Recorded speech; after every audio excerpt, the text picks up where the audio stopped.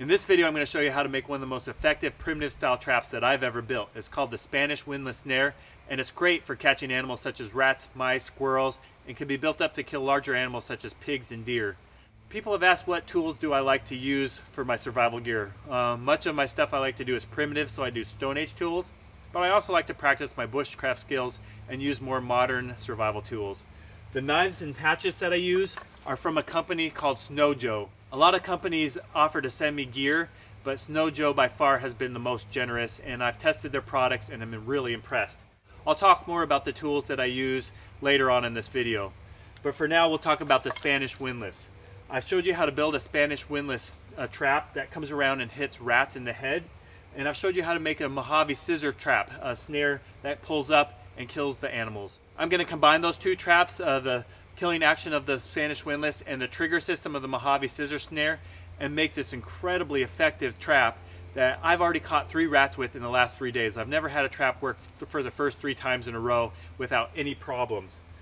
To review, the Spanish Windlass is simply a piece of rope tied between 2 trees. And to build the killing style trap where they hit them in the head, you wind it backwards like this, put a spike in there, and as the animal triggers it, comes around, bam, and kills it in the head. What you do with this Spanish Windlass snare is you actually twist this stick forward instead of back. And what that does is it builds quite a bit of tension here where the end of the stick wants to come up. You tie that one end of your snare right to the stick and one down to a bait station with the loop in it. And when the animal triggers it, this comes up and catches them and holds them in place so they can't chew through the rope and get out. I wish I could show you how to build this in the wild and how it would work with animals out here in nature, but that's not legal in the state that I'm from. So I'm going to have to build a scaled down version and test it out in the barn with rats. There's no restrictions on catching rats and mice in a building, so that's what we're going to do. Here we have a scaled down version of this trap that I built so I could test it out on rats in the barn. What I did is I took a piece of plywood here and secured 2 posts to it to simulate the 2 trees that you'd use in the wild to build this trap. I put a cross piece on here that will keep these posts from coming together as you wind this windlass really tight here with the rope. And as you can see, I got quite a bit of tension on it. I put a stop stick down here right at the base of this windlass stick so that it doesn't completely unwind when it's set off, and it holds just the right amount of tension for the snare so that when an animal gets caught in it, it holds it up against the cross piece on this bait station.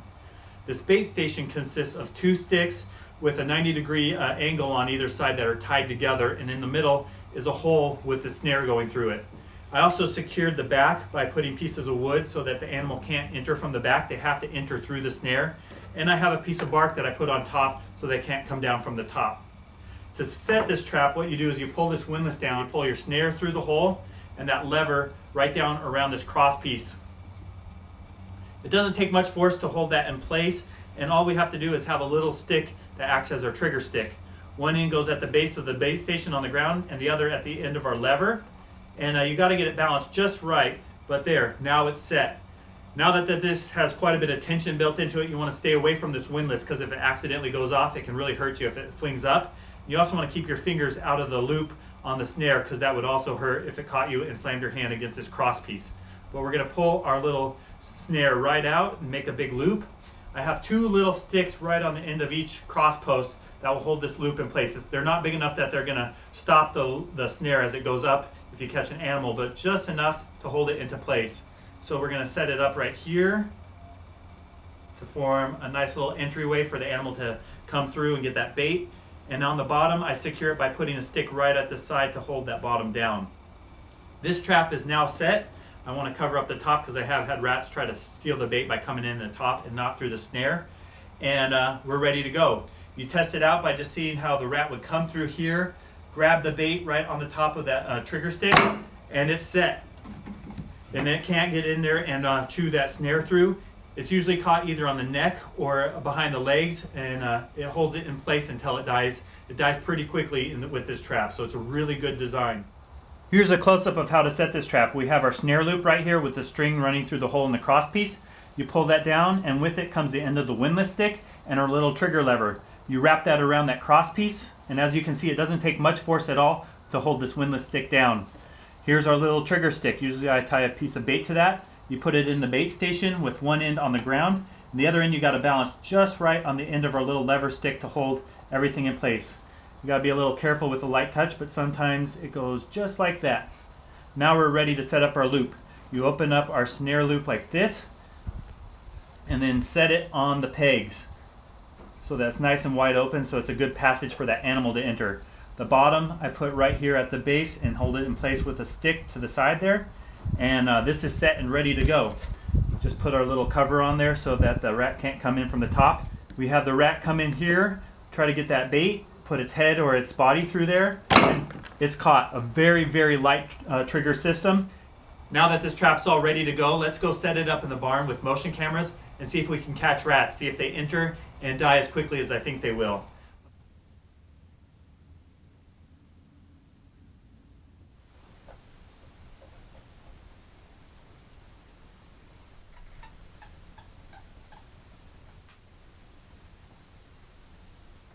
This Spanish windlass snare is such a great trap, and the very first time I set it, I caught a big rat. This is a huge rat, and it came in for that bait and the bait stick right here, tripped that little Spanish windlass trigger, and up it came right behind the shoulders is where we caught it. This little snare went right there on the lungs and pulled that rat right up against that bar, and it died very quickly.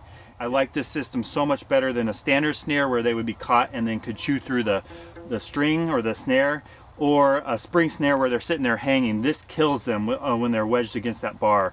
So it's a huge improvement on the snare systems, and I'm going to set this up and try to catch more rats since we got so many in the barns. But as you can see, that Spanish windlass is perfect for pulling that rat in. That's what it looks like when it gets caught.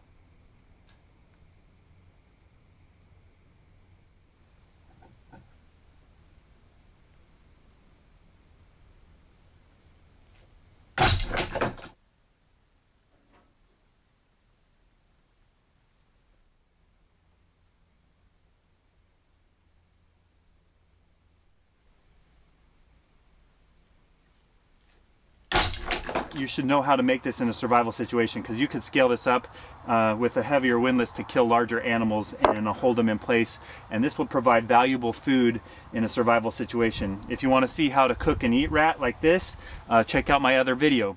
This video is part of a series I do on my YouTube channel called Mousetrap Mondays, where at the beginning of each week I load 2 new videos featuring different traps for mice and rats. That may include primitive survival traps such as the snare I used to catch this rat last night, to antique traps such as this 1870s model Delusion mousetrap, to vintage traps such as this 1920s Victor choke trap. And I also load a video on modern traps, so you'll have a pretty good idea when you go to the store which mousetrap to buy based on how they work and what your goals are. I'll show you how to safely set these and how they work, and I'll also do motion camera footage on all the traps to show you how they work with real rats and mice. So stay tuned every Monday. I also even show you how to cook rat, so check out some of my other videos.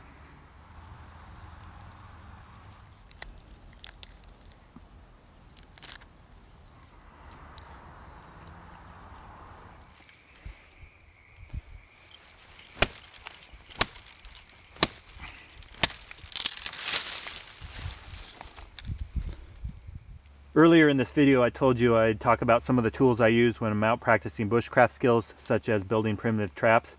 Here are 2 of the tools I really like. These are offered exclusively from snowjoe.com. Again, they're incredibly generous to me and I like their products a lot. I'll put a link in the description below so you can read more about all their knives and hatchets and other tools. And I'm going to do a full review on each tool individually, but this is just a highlight. This is a hatchet, and it is so nice because it doesn't take up much space at all in a backpack, and it is so effective. That's an incredibly sharp blade, a great hand tool, and it's one I take with me when I'm ever out doing bushcraft skills. Here's their field knife. It has so many multi-functions. The stainless steel is incredibly strong but holds a really sharp edge. I got a chisel edge here I can use for a variety of bushcraft projects. The serrated blade back here just cuts right through rope, no problem, and it also has a gut hook. So again, check the link in the description below to read more about these great tools, and check out snowjoe.com.